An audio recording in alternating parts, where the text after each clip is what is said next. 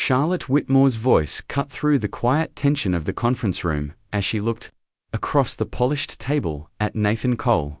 She asked if he was seriously inviting Emily Carter to the annual gala. Nathan kept his focus on the contracts in front of him while Emily quietly filed documents at the side of the room, acting as if she couldn't hear. Nathan replied that the firm's gala was for all employees. Charlotte tilted her head and said the gala was only meant for important employees, adding that she doubted Emily could follow the kind of conversations that took place at such events. Some of the senior partners chuckled at the remark. Richard Grant, one of the senior partners, added that people in their circles didn't usually mix with someone from Emily's background. Nathan finally looked up, meeting Emily's gaze for a moment. Her expression was calm and steady, holding no sign of discomfort. Nathan then said that Emily was invited to the gala and that he trusted she knew how to conduct herself. The room went quiet.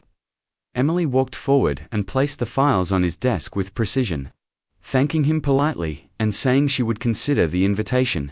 Charlotte laughed and asked whether she had something better to do on a Saturday night. Emily replied that she always had options, but some were not worth her time. Charlotte's expression stiffened, and the partners exchanged glances. Nathan quickly said that the matter was settled. Emily gathered her belongings without hurry, and when she reached the door, she paused and asked Nathan if there was any particular reason for the invitation. All eyes turned to him as he answered that it was simply for everyone to enjoy the evening. Emily gave a small nod, wished them a good afternoon, and left the room. Charlotte leaned back in her chair and remarked that Emily walked out as if she was the guest of honor. Richard commented that watching her try to blend in at the gala would be amusing. Nathan said nothing, his attention still fixed on the door, as an unfamiliar unease settled over him. That evening, Emily returned to her small apartment, feeling completely drained. Her younger sister, Claire, was sitting at the dining table surrounded by books, working on her college assignments. Claire looked up briefly and asked how her day had been. Emily dropped her bag on the couch and replied that she had been invited to the company gala.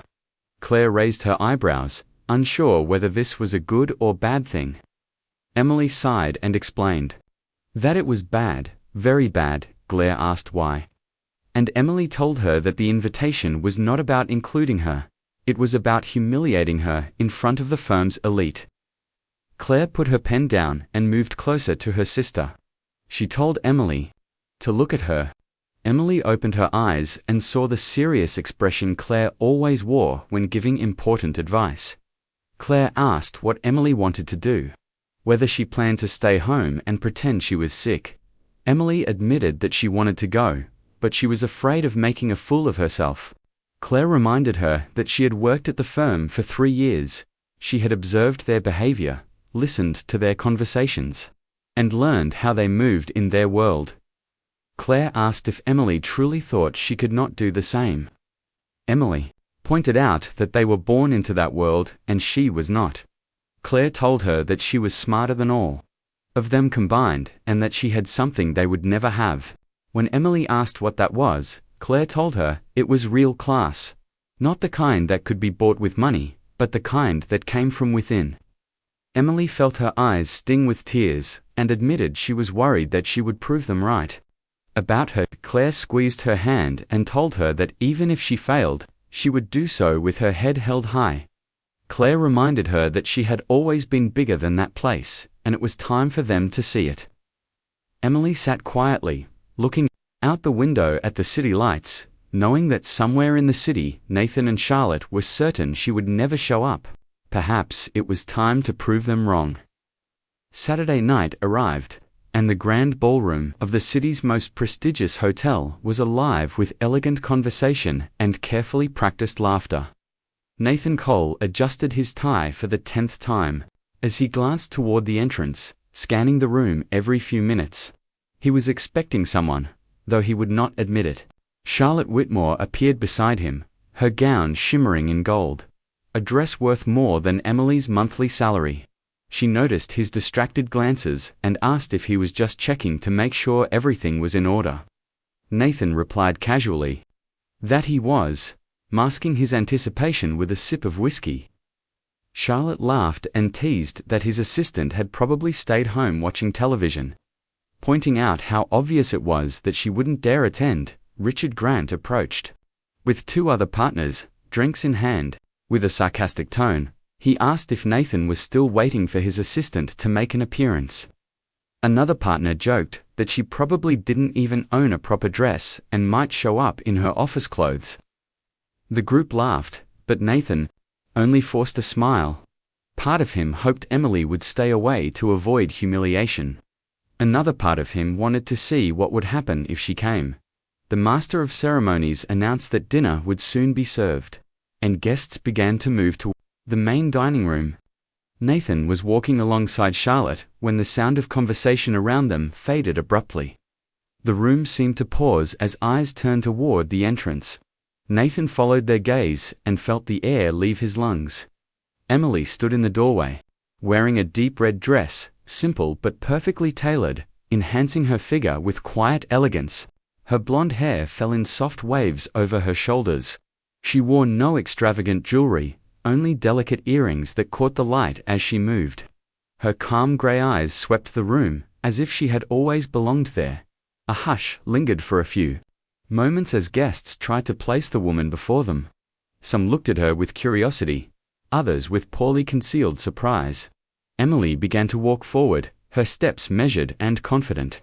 She didn't glance at the floor or fidget. She moved like she had been born to enter rooms like this. Charlotte's hand tightened on Nathan's arm as she stared at Emily in disbelief, whispering that it was impossible for her to look like that. Emily approached the main group and gave Nathan a polite nod, thanking him for the invitation in a voice that was calm and poised, free of the shyness she showed at work. Nathan struggled to find words, remarking that she looked different. She smiled lightly and told him that all she had done was put on a dress. Richard coughed uncomfortably and muttered that it was quite a surprise to see her there. Emily looked directly at him and replied that he hadn't expected her to attend. Charlotte jumped in, covering the awkward moment by saying they were delighted to have her, though she couldn't resist remarking on Emily's dress and wondering aloud if she had purchased it, especially for the event. Her tone carried a hint of poison, but Emily didn't flinch. She explained that she had owned it for years, adding that sometimes the simplest things were the most elegant. Charlotte's expression tightened. Emily had just suggested that her own glittering gown lacked true refinement. Charlotte forced a smile and said that she supposed, for someone in Emily's position, choosing the right attire must be difficult.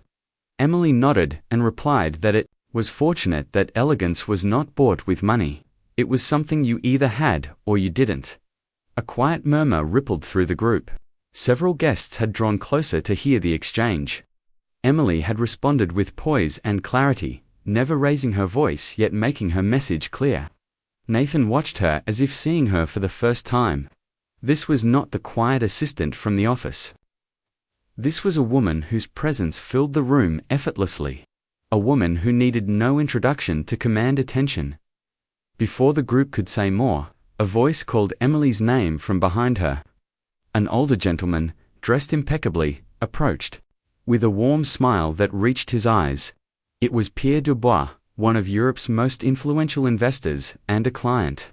Occasionally connected to the firm, Nathan straightened instinctively, surprised to see Pierre greeting Emily as though they were old acquaintances. Emily's face lit up in genuine delight as she greeted him in return. Pierre kissed her on both cheeks and said that when he saw her name on the guest list, he hadn't been able to believe it. He asked if she was working with the firm now, addressing Nathan directly.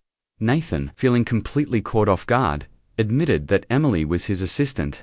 Pierre turned back to Nathan with raised brows and asked if he truly understood who she was. Nathan shook his head. Pierre explained that Emily had coordinated a literacy program in Paris 3 years ago, one that had helped over 1,000 immigrant families. He described her as an extraordinary woman whose work had left a lasting impact.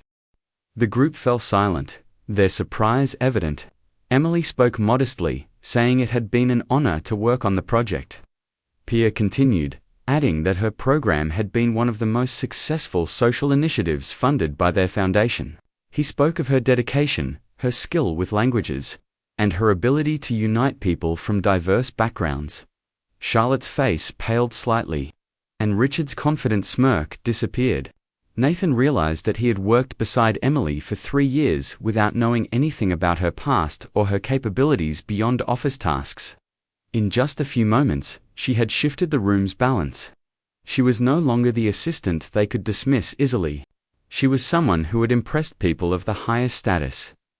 The conversation continued as guests around them began looking at Emily with new interest. What had begun as an invitation meant to quietly exclude her had turned into the start of a shift in perception that none of them had expected. And Nathan, for reasons he couldn't explain, found himself both unsettled and intrigued. Dinner began in an atmosphere that felt tense to almost everyone except Emily, who seemed perfectly at ease.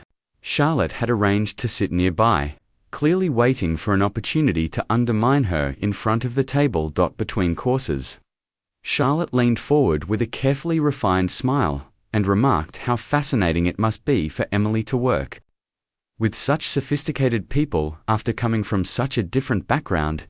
Emily continued cutting her food with calm precision before replying, asking if Charlotte meant working with wealthy people after working with those who had less. The direct question caught several guests mid-bite. Charlotte laughed softly, claiming she wouldn't have put it in such crude terms. Emily responded without hesitation, explaining that poverty wasn't a disease and wealth was no guarantee of sophistication. Richard interjected, saying Emily must have had to adapt a great deal to work at the firm. Emily smiled and answered that, on the contrary, she had discovered that people were largely the same, no matter how much money they had. Everyone wanted to be heard, everyone wanted respect, and everyone made mistakes. Charlotte murmured that it was an interesting philosophy, though perhaps easier to discuss when others were paying the bills. Emily looked at her with genuine curiosity and asked if she had ever worked for a paycheck. Charlotte straightened and said she managed her family's investments and coordinated charity events. Emily clarified that she meant waking up every morning, knowing that without going to work, there would be no money for rent. The table fell silent. Emily's voice remained steady as she added that she wasn't judging, only pointing out that each person saw the world from their own reality. At that moment, a man approached the table, introducing himself as Marcus Gray, a journalist from the Global Times. He asked if he could speak to Emily for a moment. Emily looked surprised and asked if he was sure he had the right person. Marcus confirmed her name and explained he was writing an article about effective social programs. Her literacy project in Paris had come up in his research as one of the most successful of the decade. Charlotte tried to interrupt, insisting it was a private dinner, but Emily rose gracefully and said they could speak there if no one minded. Marcus began his questions, asking how she had encouraged families from multiple nationalities to participate. Emily explained that education was not a favor offered to people, but a right returned to them. She shared an example of a man who had once been a literature professor and was now teaching French to immigrants using African texts he translated himself, restoring both his livelihood and dignity. Marcus asked about the multiple languages used in the program, and Emily mentioned coordinating sessions in French, Arabic, English, Spanish, and others when needed. Marcus then turned to Nathan, asking if he was proud to have an employee of such international caliber. All eyes shifted to Nathan, who cleared his throat and said that Emily was very valuable to the firm. When Marcus asked what projects she was currently leading, Nathan could hardly admit she spent her days filing paperwork. So he replied that they were evaluating opportunities to better use her international experience. Marcus requested a few photographs. Emily posed naturally, answering more questions with intelligence and humility. When he left, the table was silent. Emily sat back down, lifted her glass, and calmly asked where they had left off. Charlotte looked at her, as if she had just met someone entirely new. Nathan remained quiet, realizing that the person sitting beside him had changed everything without Even trying by Monday morning, Nathan Cole arrived at the office 30 minutes late, carrying a headache that had kept him awake for most of the night. The images of Emily in her red dress and her confident exchange with the journalist replayed in his mind again and again. His secretary, Laura, met him at the door with a stack of messages and an uneasy expression. She handed him a tablet and told him he needed to see something. On the screen was a video from the gala already making the rounds online. The title read, "The Assistant Who Stole the Spotlight at the Elite Gala." It had over 200,000 views, showing Emily's entrance into the ballroom, the silence that followed, and the clips of her speaking with Marcus Gray. The comments beneath the video were overwhelmingly supportive of her, with people calling her a true class act and admiring how composed she had been among the wealthy guests. Nathan's phone began to ring almost immediately. It was Richard Grant asking if he had seen the disaster.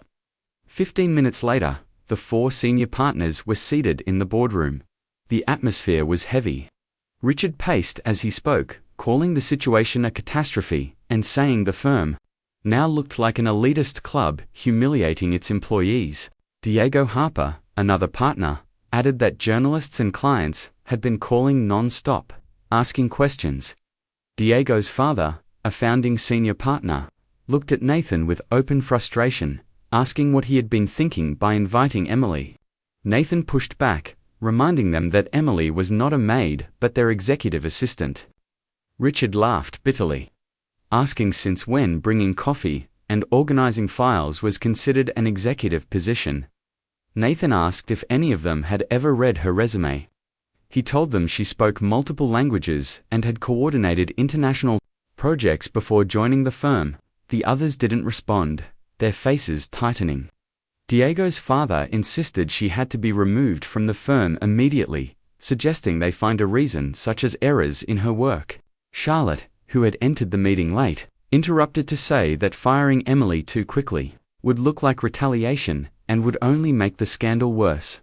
Nathan looked around the table, seeing not just irritation in their expressions, but something else: fear. Fear that Emily could challenge the image they had built for themselves. He spoke firmly and told them they were not firing her. Richard told him he was being naive and accused Emily of damaging their reputation.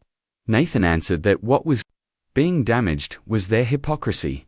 Charlotte narrowed her eyes and asked if he liked Emily. Nathan ignored the question and told them his decision was final. The meeting ended without agreement. But Nathan walked out knowing the situation had reached a point where the truth could no longer be ignored. 2 weeks after the gala, the tension inside the firm had not settled. Emily continued her work as if nothing had happened, but the atmosphere around her had changed. Some colleagues looked at her with curiosity, others with a quiet respect that had not been there before. Nathan knew the partners were still looking for a way to remove her without creating a scandal, but he had no intention of letting that happen. On a Thursday morning, the firm woke up to a surprise. The city's most respected newspaper featured an article on the opinion page written by Nathan Cole himself. The headline read, "A necessary apology and an honest reflection." In the article, Nathan admitted that for 3 years Emily Carter had worked at the firm as a capable professional. Yet she had been treated as a background figure rather than as the valuable asset she was. He acknowledged that the issue at the gala had not been caused by Emily, but by the partners' inability to recognize her talents. Rooted in arrogance and social blindness, Nathan wrote that the firm could not claim to value talent while ignoring the potential within its own walls. He announced that Emily would be promoted to Special Projects Coordinator, a position created to match her skills, along with the responsibilities and salary she deserved from the beginning. He also declared that he was stepping away temporarily from the firm's daily operations to reassess the values they represented. Charlotte's name was also mentioned in the letter. Nathan admitted that his long personal relationship with her had blinded him to behavior he could no longer ignore. He wrote that love could not be built on contempt for others, and her reaction during the recent events had shown a side of her that he could not accept. The article spread quickly, drawing strong reactions from clients, colleagues, and the public. While some criticized Nathan's candor, others praised the honesty of the apology. For Emily, the letter was unexpected. She read it in a quiet coffee shop across town, her younger sister Claire watching her closely. Claire asked what she thought of it, and Emily said it was easy to write noble words when there was nothing left to lose. Claire asked if she believed Nathan was sincere. Emily admitted she thought he had finally opened his eyes. But unfortunately, it had happened 3 years too late. As her phone began to fill with calls from journalists, producers, and organizations offering her new opportunities, Emily realized that her name now carried a weight she had not asked for. Whether she returned to the firm or not, the balance between her and Nathan had shifted permanently. After Nathan's public letter, Emily chose not to return to the firm immediately. Job offers arrived almost daily, some opportunistic and others from serious organizations that valued her experience. She accepted a temporary position running a digital literacy program for senior citizens. The pay was modest, but it gave her the freedom to focus on work she believed in. Nathan, as far as she knew, kept his word and stepped back from the firm. Articles occasionally appeared, mentioning his involvement in free legal education programs for low-income communities. In one photograph, he appeared thinner, dressed more simply, looking less like the polished lawyer she had known, and more like someone focused on real work. Weeks later, Emily ran into him unexpectedly at the city's annual book fair. She was browsing a small publisher's booth when she heard his voice behind her asking if the book she held was any good. She turned and saw him standing there, a bag of books in his hand. They exchanged a quiet greeting. Nathan asked how she was, and Emily replied that she was working on projects she cared about. He told her he was glad to hear it. She mentioned seeing articles about his new work, adding that it was easier to be generous when you had nothing left to lose. His smile faded slightly as he admitted she was right. But sometimes losing everything was the only way to realize what you never really had. Nathan invited her for coffee, suggesting a small shop nearby. They walked together through the cobblestone streets, passing vendors and families enjoying the fair. Emily noticed how he stopped to greet people, even giving change to a street musician. At the coffee shop, they found a table by the window. Emily asked how things were at the firm, and Nathan admitted they were difficult. Several clients had left after his letter, but he did not regret writing it. Charlotte had moved to Miami to work with her family's businesses. Emily listened, feeling no satisfaction in Charlotte's departure, only a sense of how unnecessary the conflict had been. Nathan leaned forward and told Emily he knew he had no right to ask for anything after everything that had happened. She reminded him he was correct, but added that he could still try to become the person he said he wanted to be, without expecting forgiveness. Nathan admitted the hardest part was realizing that for 3 years he had one of the most extraordinary people he had ever met working beside him, and he had never truly seen her. Emily suggested perhaps he had not been ready to see her, and maybe she had not been ready to be seen. Over the following months, Nathan contacted her again, this time to ask for her insight on his legal aid program. He admitted people were not trusting the program because it still felt distant. Emily agreed to meet, and Nathan brought along community members who explained the program's shortcomings. Emily listened carefully, asking questions and pointing out that the solution required someone who understood both the legal and personal needs of the people they wanted to help. Nathan offered her a role as a partner in shaping the program. He said he could be the lawyer, but she could be the director, the person making decisions that truly reached the community. Emily hesitated, then agreed to try. A year later, the program had grown far beyond expectations. It offered free legal assistance, digital literacy courses, and entrepreneurship workshops in a space adapted to people's real schedules and needs. Emily served as director, and Nathan as lead counsel. They worked side by side, not as boss and assistant, but as partners. Their relationship was defined not by titles or labels, but by mutual respect and the work they built together. They had no public declarations, no staged photographs, but their partnership was steady and genuine. Emily knew she had found something she had never sought, but always needed someone who saw her exactly as she was. And for her, that was enough.